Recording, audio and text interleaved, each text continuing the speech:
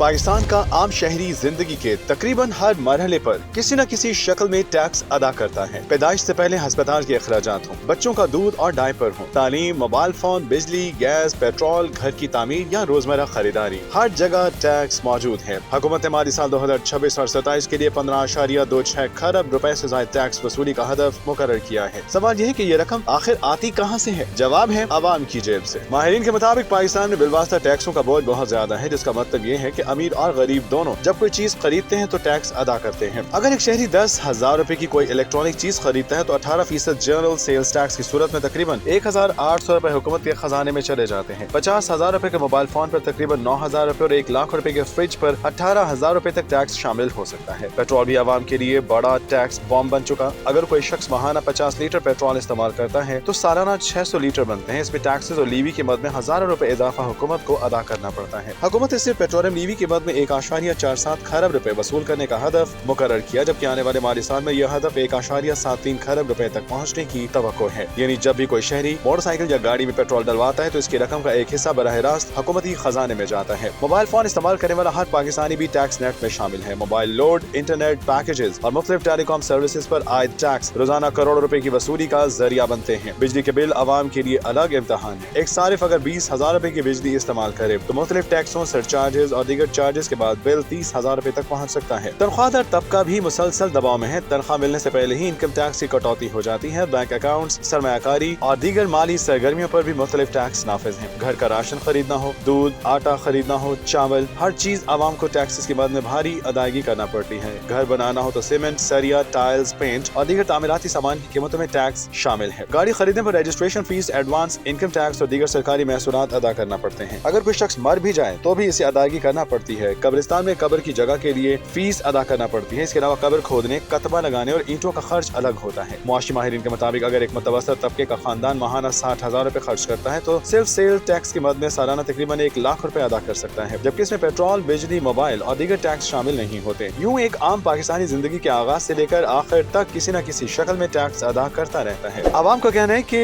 हुकूमत खरबों रुपए टैक्स तो वसूल करती है, तो क्या सेहत, तालीम, साफ पानी, सस्ती बिजली और बेहतर ट्रांसपोर्ट जैसी बुनियादी सहूलियात भी इसी मयार की मिल रही है?